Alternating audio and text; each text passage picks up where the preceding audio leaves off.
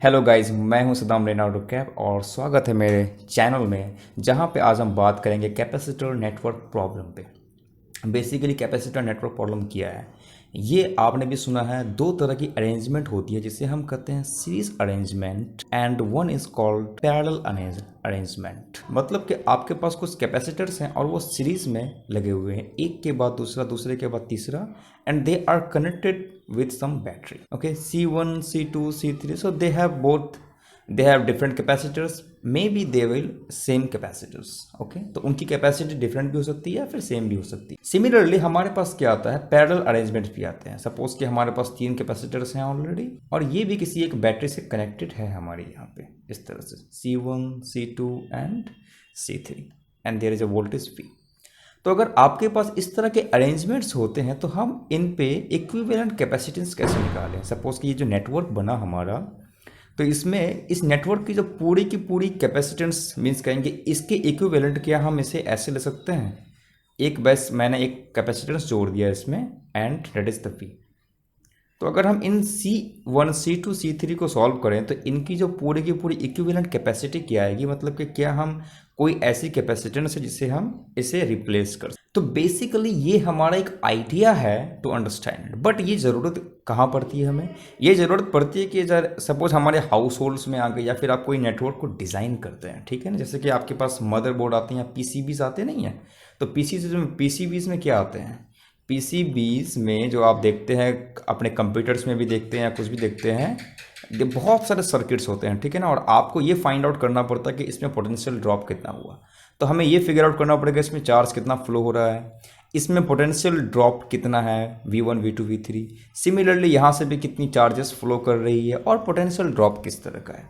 तो ये सो चीज़ें हमें अगर फिगर आउट करनी है तो हमें पहले ये फिगर आउट करना पड़ेगा कि इक्विवेलेंट कैपेसिटी क्या होगी, and then we have very specific knowledge कि हमारी अगर अरेंजमेंट डिफरेंट है तो इसमें चार्ज और पोटेंशियल में क्या क्या संबंध हैं, क्या रिलेशंस हैं। तो आज हम उन्हीं के बारे में बढ़िया तरीके से डील करेंगे। तो आइए शुरू करते हैं पहले series capacity C1, C2, C3 and we have some potential. तो इनसे क्या होगी, चार्ज, ये जो बैटरी है ये चार्ज फ्लो करेगा। तो ये चार्ज है वो जो नेटवर्क हमारा ये देखना है कि ये जो नेटवर्क है वो कहीं डिवाइड नहीं हो रहा है। तो जितना भी चार्ज यहाँ से जाएगा, मान लीजिए Q यहाँ से जाएगा, वो उतना ही चार्ज यहाँ पे आ जाएगा। क्योंकि सीरीज में क्या खास बात होती है कि ये जो पूरा नेटवर्क है वो कहीं भी ब्रेक नहीं हो रहा है, बट पोटेंशियल जो ड्रॉप होगी वो डिफरेंट होगी, बिकॉज V1 यहाँ होगी, V2 यहाँ होगी, V3 यहाँ होगी। आप बोलेंगे क्यों, बिकॉज यहाँ जो बैटरी है वो इन तीनों के अक्रॉस जुड़ा हुआ है, ठीक है। देयरफॉर यहाँ से लेकर यहाँ तक जो इसकी पोटेंशियल बनी वो V है। देयरफॉर इन सब तीनों में जो पोटेंशियल ड्रॉप होगा वो डिफरेंट होगा। तो हम ऐसे कैसे कर सकते हैं, हम ये कह सकते हैं कि C1 में कितना चार्ज होगा, C1 में चार्ज होगा C1 V1, अगेन ये जो चार्ज होगा C2 V2, अगेन चार्ज होगा यहाँ C3 V3। तो इन सब तीनों में चार्ज हमारी सेम फ्लो होंगी, बट जो पोटेंशियल होंगी वो ड्रॉप डिफरेंट होगी, because C1, C2 and C3 are different. Therefore we can say that जो जितनी पोटेंशियल यहाँ ड्रॉप हुई वो क्या होगी, टोटल पोटेंशियल के बराबर होगी, V1 plus V2 plus V3। And we can write here V1 को हम लिख सकते हैं Q over C1 plus Q over C2 plus Q over C3। अब मैंने आपको अभी अभी कहा कि क्या मैं इसको एक इक्विवेलेंट कैपेसिटेंस से ड्रॉ कर सकता हूँ। तो यस, अगर मैंने इन तीनों के बदले एक कैपेसिटेंस लगा लिया, इसको मैंने कहा एक Q, तो इससे भी चार्ज कितना जाएगा, Q ही जाएगा। और पोटेंशियल लेस से V, बिकॉज एक कैपेसिटेंस है तो इसके अक्रॉस क्या लगा है, पोटेंशियल V लगा है। देयरफॉर हम ये कह सकते हैं कि V इज इक्वल टू क्या आएगा, Q जो चार्ज आ रहा है and C equivalent. Therefore 1/C equivalent, सारे के सारे चार्जेस को कैंसिल कर दो, 1/C2 plus 1/C3 and so on. अगर हमारे पास चाहे जितनी भी कैपेसिटेंस क्यों ना हुई, अगर ये सीरीज में ज्वाइन है तो ये क्या हो जाएगी, इस तरह से डिफाइन होगी जैसे हम 10th में करते हैं ना रेजिस्टेंस। तो पैरेलल में हमें ये देखने को मिलता है, कैपेसिटेंस में बस उसका रिवर्स होगा। ओके, तो ये एक खास बात है।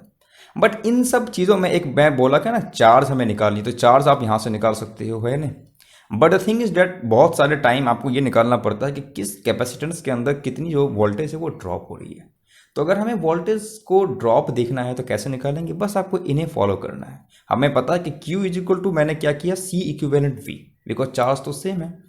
तो यहाँ पे आप अगर बोलेगा C1 के अक्रॉस वोल्टेज ड्रॉप कितना होगा, तो यहाँ से हम देख सकते हैं इसे कि V1 is equal to Q over C1, which is Q is equal to C equivalent times V over C1। ये हमेशा याद रखना है कि चाहे कोई भी तरह का, किसी भी तरह का अगर आपको सीरीज में आ जाए तो जो भी चार्जेस फ्लो होंगी वो सारे के सारे कैपेसिटेंस में होंगी अगर वो सीरीज में है तो। और उसमें हम फॉलोइंग ट्रिक यूज़ कर सकते हैं। तो आपको बाद में सोचने की ज़रूरत नहीं पड़ेगी, अरे यार मैं वोल्टेज कैसे निकालूं, और इसके बेस्ड पे हम क्वेश्चंस भी करने वाले हैं। ये जो पूरी लेक्चर है इसमें सिर्फ हम थियोरेटिकली बात नहीं करेंगे। तो similarly V2 is Q over C2, therefore C equivalent V over C2 and so on. तो इस तरह से हम ये सारी प्रॉब्लम है उन्हें हम सॉल्व कर सकते हैं। तो हमें जो भी सारी प्रॉब्लम आ गई इसे हम कहेंगे बेसिक प्रिंसिपल। ये मेरा एक फंडामेंटल प्रिंसिपल हुआ एक नेटवर्क को सॉल्व करने का। अब चाहे आपको IITs के प्रॉब्लम आ गए या कोई किसी भी तरह के प्रॉब्लम आ गए, अगर आपको कुछ पता नहीं है तो आप हमेशा बेसिक प्रिंसिपल को फॉलो करेंगे।